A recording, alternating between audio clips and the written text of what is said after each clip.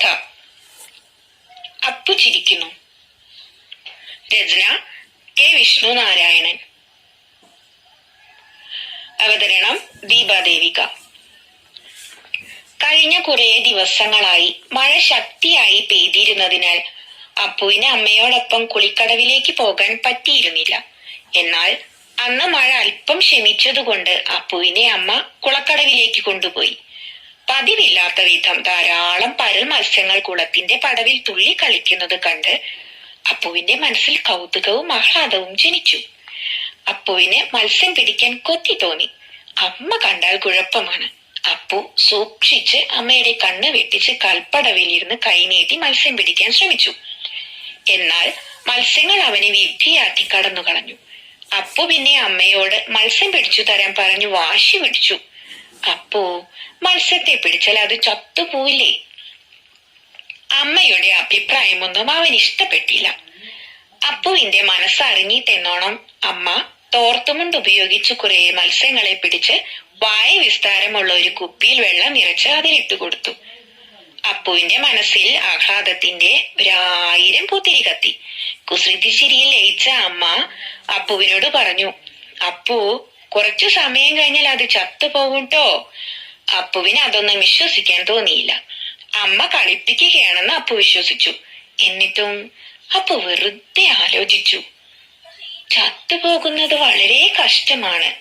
ഒരിക്കൽ വീടിന്റെ മുമ്പിൽ ഒരു എലി ചത്തുകിടക്കുന്നത് അപ്പു കണ്ടിട്ടുണ്ട്. അപ്പുവിന്റെ ഏടത്തി അമ്മുവാണ് എലി അനങ്ങാതെ കിടക്കുന്നത് ചത്തത് കൊണ്ടാണെന്ന് പറഞ്ഞു കൊടുത്തത്. മാത്രമല്ല അതിനെ അകലെ കൊണ്ടുപോയി ദേവേട്ടൻ കുഴിച്ചിടുന്നത് നീരിൽ കണ്ടതുമാണ്. ചത്താൽ എല്ലാരും കുഴിച്ചിടുവോ? അന്ന് ഏടത്തിയോട് ചോദിച്ച ചോദ്യം ഇപ്പോഴും മനസ്സിലുണ്ട്. അതിന് അതേ എന്ന മട്ടിൽ ഏടത്തി തല കുലുക്കിയതും അപ്പു അപ്പോഴോർത്തു. മത്സ്യങ്ങൾ ചത്തുപോവോ? ഇല്ല, ഇതൊക്കെ അമ്മ വെറുതെ പറഞ്ഞതായിരിക്കും. അപ്പു അങ്ങനെ വിശ്വസിക്കാൻ ശ്രമിച്ചു. എന്തായാലും ഏടത്തിയെ കാണിക്കാം. അപ്പു മത്സ്യക്കുപ്പിയുമായി ഏടത്തിയുടെ അടുത്തേക്ക് പോയി. ഏടത്തിയെ, ഇത് എന്താന്നറിയോ? എടാ, അത് ചഷമാണ്. വിഷോ? വിഷാത്രേ? ഈ ഏടത്തിക്ക് ഒന്നും അറിയില്ല കേട്ടോ. എടാ വണ്ടച്ചാരെ, വിഷം എന്നല്ല, ചഷം എന്ന് വെച്ചാൽ മത്സ്യം. അവൾ പാഠപുസ്തകം എടുത്ത് നിവർത്തി. മത്സ്യത്തിന്റെ ചിത്രത്തിന് താഴെ ചഷം എന്നെഴുതിയത് കാണിച്ചു കൊടുത്തു. ഏടത്തിയെ അപ്പുവിന് വിശ്വാസമാണ്, സ്നേഹവുമാണ്. എന്തെന്നാൽ അപ്പുവിന് പഠിക്കാൻ വളരെ ഇഷ്ടമാണ്. പുതിയ പാഠഭാഗങ്ങൾ പറഞ്ഞു കൊടുക്കുന്നതും സ്കൂളിൽ കൊണ്ടുപോകുന്നതും സ്കൂളിൽ വെച്ച് ഉച്ചയ്ക്ക് ചോറ് കൊടുക്കുന്നതും ഏടത്തിയാണ്. അപ്പുവിന്റെ പുസ്തക സഞ്ചിയും കൂടെയും ചുമക്കുന്നതും ഏടത്തിയാണ്.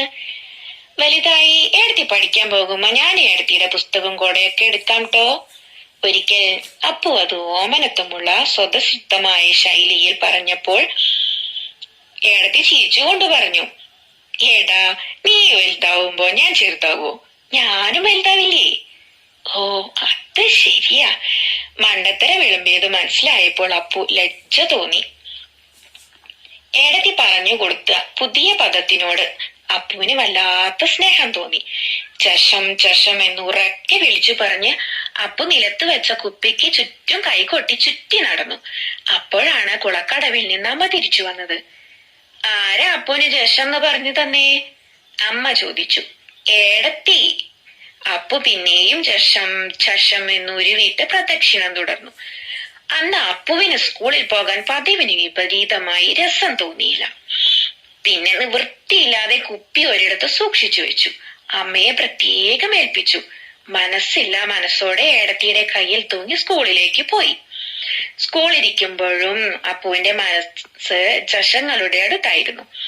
സ്കൂളിൽ നിന്ന് വന്ന ഉടനെ അപ്പു മത്സ്യം സൂക്ഷിച്ച സ്ഥലത്തേക്ക് പോയി. കഷ്ടം, 2 മത്സ്യങ്ങൾ അനങ്ങാതെ വെള്ളത്തിൽ കിടക്കുന്നു. അപ്പുവിന് വല്ലാത്ത കുണ്ഠിതം തോന്നി. അമ്മ പറഞ്ഞത് സത്യമായിരുന്നു. അപ്പുവിന് സത്യത്തിൽ കരച്ചിൽ വന്നു. അത് കണ്ടപ്പോൾ ചോദിച്ചു, ഏടത്തി, അപ്പു, ശശൻ ചത്തുവല്ലേ? അപ്പുവിന് വാക്കുകൾ കിട്ടിയില്ല. കണ്ണിൽ വെള്ളം നിറഞ്ഞു. തൊണ്ട എന്തുകൊണ്ടോ വിറച്ചു. അപ്പു, സാരില്ല കേട്ടോ, ചാവാത്തതിനെ കുളത്തിൽ കൊണ്ടുപോയി കളയൂ. അതാ നല്ലത്. അല്ലെങ്കിൽ അതൊക്കെ ചത്തുപോകും. അമ്മ പറഞ്ഞത് വിശ്വസിക്കാതിരുന്നത് തെറ്റായെന്ന് അപ്പുവിന് തോന്നി.